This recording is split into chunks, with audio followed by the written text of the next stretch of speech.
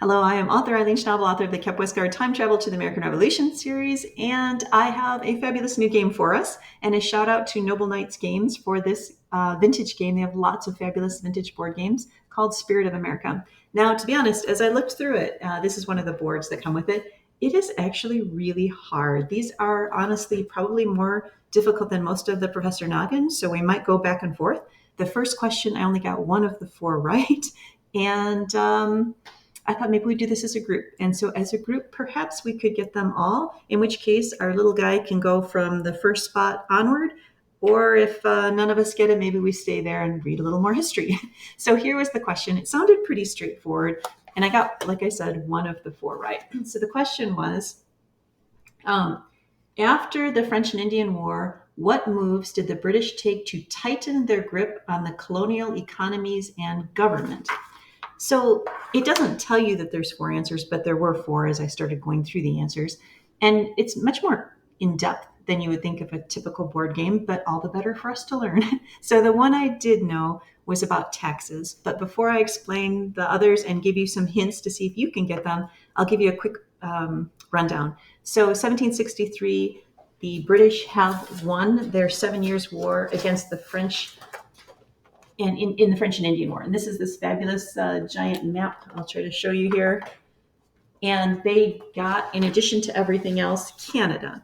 But now winning the war gives them three problems. On the plus side, they are now at the top of the heap. Britain is economically, they're at the top of the heap militarily, but they've got three issues they need to resolve, which is why they start to take control in these four measures. The first is money. That war cost a lot of money. They need to refill the coffers. The second is they need to now control even a more vast empire from invaders. And third, they need to solidify and create even new trade agreements with the indigenous tribes that are here. So to accomplish these four things, to address these three problems, they do four things. So the first thing they do has to do with these guys. And I mentioned they have a much broader empire now. So what they do is they start stationing standing armies for kind of the purposes twofold. One is to protect from foreign invaders. They just finished the French and Indian War. But second, these guys are kind of keeping an eye on the colonists that perhaps are getting a little bit too independent. So that's one of the things they do to start tightening their control is stationing more redcoats in the colonies.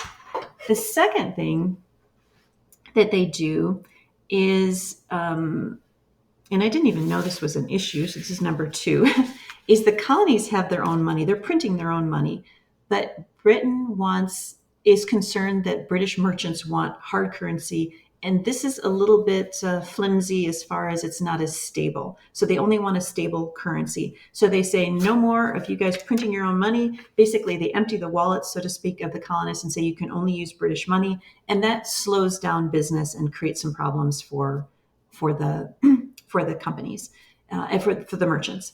So the third thing that they do has to do with, we talked about the indigenous tribes, and they need to protect the fur trade. This is obviously not real fur, but the fur trade with the indigenous tribes is enormous economic benefit to the British, and they need to protect that. So they do two things. One thing is they take control away from the colonists, and they put all Indian trade, is what it was called, under royal control instead of colonial control. And that changes things. And if you saw my video a while back, I was in Illinois helping my dad, and I did a video and I thought, oh, I see how those connect. So initially, Illinois was called New France, and the Illinois tribes of Illinois, they had very detailed trade routes and trade agreements with fur traders, most of whom were French. And part of that is France, the government of France, would give gifts that were then given by the traders to the indigenous tribes as part of the entire trade process. Well, Britain said, we're putting a stop to that. We are not putting out, paying for all these gifts. And they just stopped that, which for some of the indigenous tribes is offensive, and it changes the dynamics of the trade. But Britain comes in and we just say, we're not going to do that, and we're going to control the trade. The second thing they do hoping to reinforce the trade, since one is take with one hand, you might say, the thing that they're going to give is they're going to say no more settlement beyond the Allegheny Mountains. There's going to be a hard line, and we're going to enforce that so that the indigenous tribes can protect their own areas. So that was the third thing.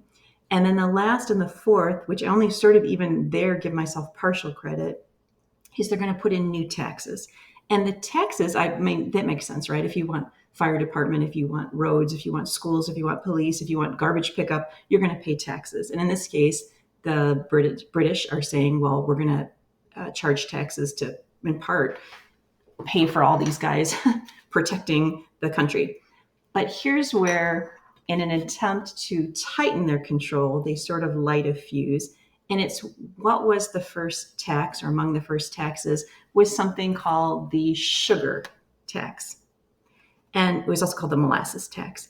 And I didn't know a lot about this or how it all played out, but basically, in the United States, there was a burgeoning rum trade. And for the rum, they needed molasses, and molasses was imported. So lots of ships were bringing in molasses, and the taxes were really high. So people would avoid the taxes and become, what's the word I want? Smugglers. And one of the main ones, if you remember, who signed our first signing of the Declaration of Independence was John Hancock. Well, John Hancock was a big smuggler who made a fortune by avoiding the taxes on molasses by, bringing the stuff in. So in 1763, the British government says, well, this is what we're going to do. We will lower the taxes so that there will be less incentive to smuggle. However, we are massively going to up the enforcement of these laws. So they actually start giving a lot of control over to the customs officers who can board ships and search them. And that slows down the entire shipping and infuriates a lot of people, including our own John Hancock, who will later help fund the American Revolution. So anyway, thank you if you stuck through all of that. That was a lot. I only got credit on my little piece for the added taxes. I didn't even know that it was the sugar/molasses tax. I didn't know about the additional standing army. I did not know that they changed the money system from a colonial currency to only British. And I didn't realize they did a lot of changes with the trade with the indigenous tribes. So tell me which ones you got. And if all together we got all four of those, then we get to move on to question number 2. Thank you for sharing, for letting me share, and thanks for taking part. And I'll look forward to seeing you tomorrow. Thanks.